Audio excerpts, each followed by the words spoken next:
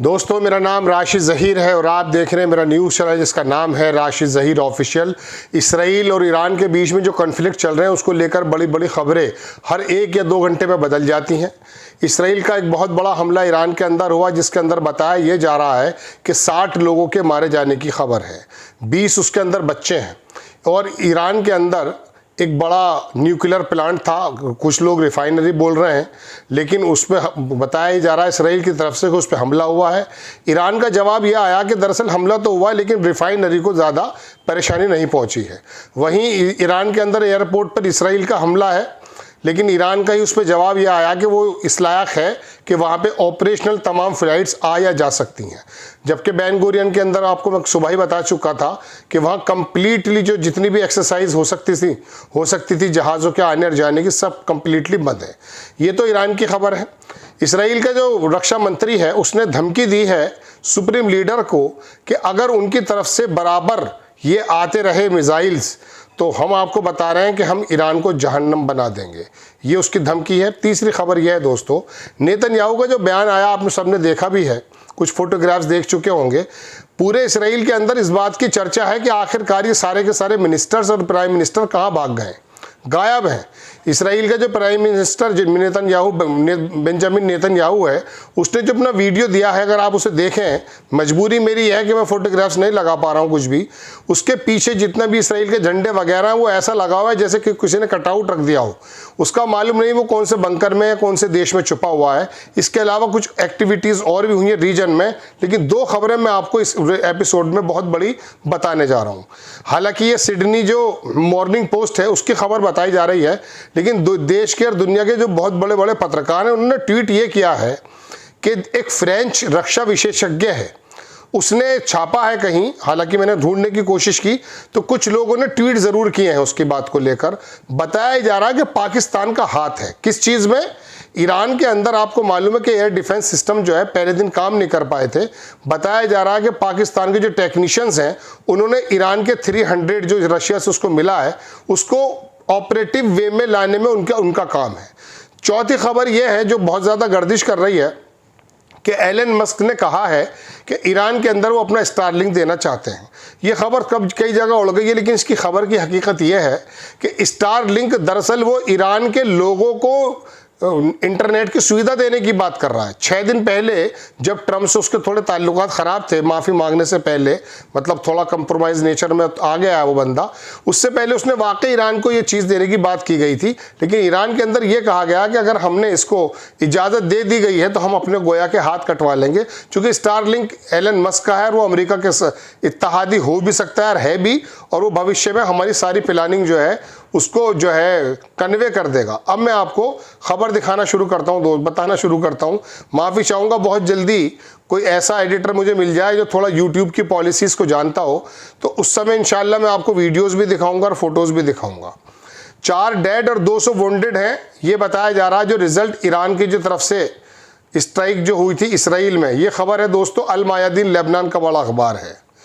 दूसरी खबर देख लीजिए, ईरान की जो आर्मी है उसने अनाउंस कर दिया है कि उसके जो एयर डिफेंस सिस्टम है उसने टारगेट किया है शॉट डाउन 2 इसराइली। अब ये सरकारी एतबार से ईरान की तरफ से पूरी तरह से बयान आ गया कि उसने F-35 जो है 2 जेट गिरा दिए हैं, और उसके तो मैं आपको तस्वीर भी दिखा चुका हूँ, कुछ मलबे की भी तस्वीरें हैं। 12 फ़लस्तीनी मारे जा चुके हैं दोस्तों, डजन इसराइल की आर्मी ने फायर खोल दिया ओपन जब ह्यूमैनिटेरियन एड जो है बांटी जा रही थी गाजा के अंदर।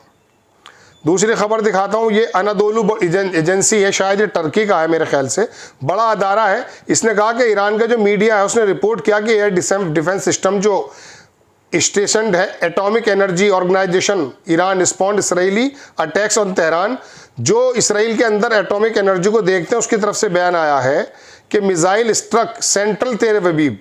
दोबारा से खबर दिखाता हूँ आपको, ये इसका पिछला पेज दूसरा है। Iran Israel escalation, death toll Israel rise 3 लोगों के बारे में इसराइल बता रहा है और 91 पीपल इंजर्ड हैं, जबकि तेल अवीव का एक अस्पताल कह रहा है कि 50 से लोग उसके पास आ चुके हैं इंजर्ड होकर के। ये खबर बताई। दूसरी खबर मैं बताता हूँ, ईरान की जो मीडिया है उसने रिपोर्ट किया है कि एयर डिफेंस सिस्टम जो स्टेशन था उसका एटॉमिक एनर्जी ऑर्गेनाइजेशन, ईरान ने रिस्पॉन्ड किया उसको Israel attack on Tehran. Missile struck central Tel Aviv sparking Fyers prompting 300 लोगों को निकाल दिया गया है ईरान। ये खबर एक्चुअली कटी हुई है, 2 खबरें एक साथ हैं तो मैं कंफ्यूज हूँ, लेकिन मैं आगे की खबर चलता हूँ जो आपको बतानी है। देखिए समय बहुत कम है, तैयारी का समय मिल नहीं पाता है। 15 फ़लस्तीनी के बारे में मैं आपको बता ही चुका हूँ, अनादोलू ने भी इसको छापा है।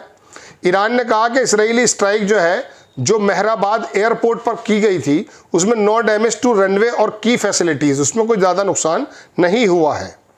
टाइम्स ऑफ इसराइल की खबर बता रहा हूँ कि ईरान ने कंफर्म कर दिया 2 मोर senior general killed in Israeli.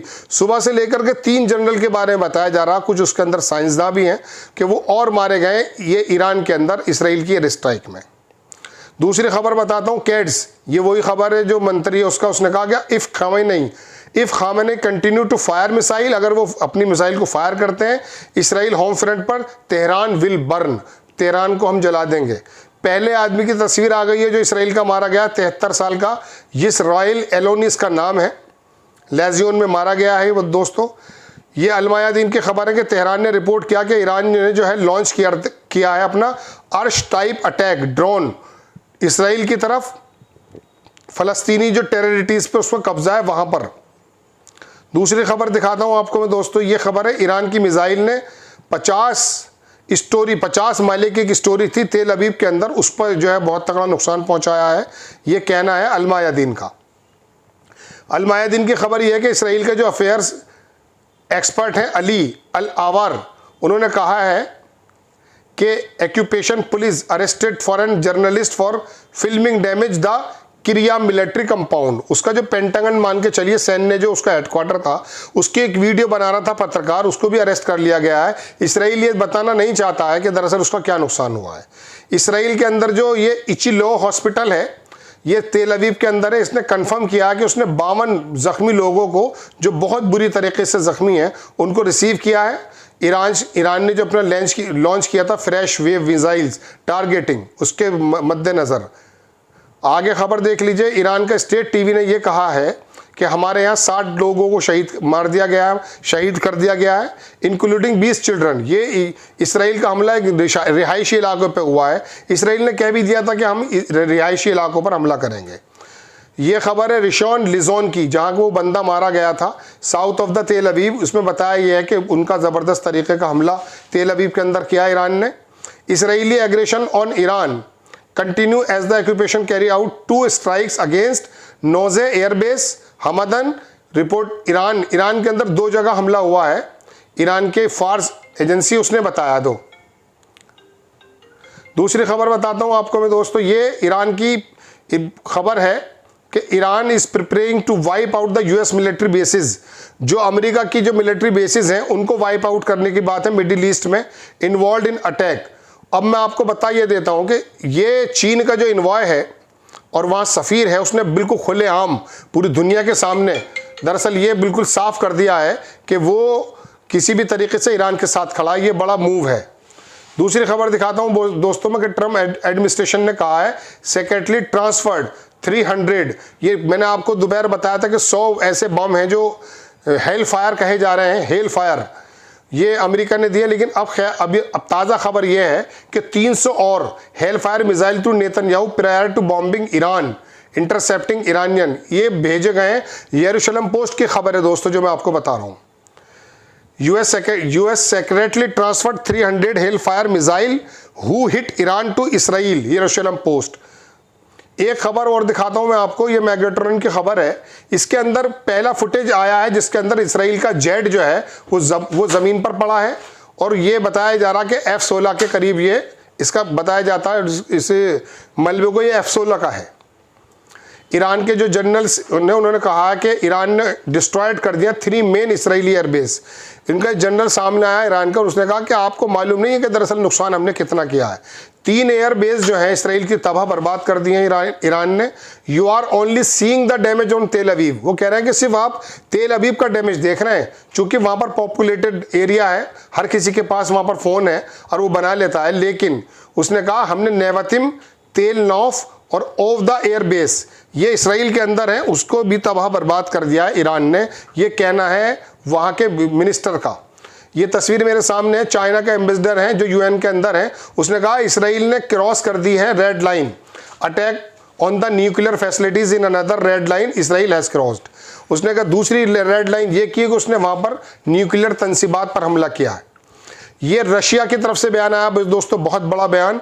UK ने पार्टिसिपेट किया है अटैक करने के लिए ईरान पे जो हुआ है, ये रशिया की तरफ से लगाया गया इल्ज़ाम। रशिया इन्फॉर्म्स, यूएन के अंदर सिक्योरिटी काउंसिल है, उसी के अंदर बैठा हुआ था उसका सफ़ीर ये रशिया फेडरेशन का, और उसने कहा कि likely coordination between Israel and British special services in the attack on Iran. Iran पर जो कल हमला किया इसराइल ने, उसमें दरअसल शामिल है इंग्लैंड।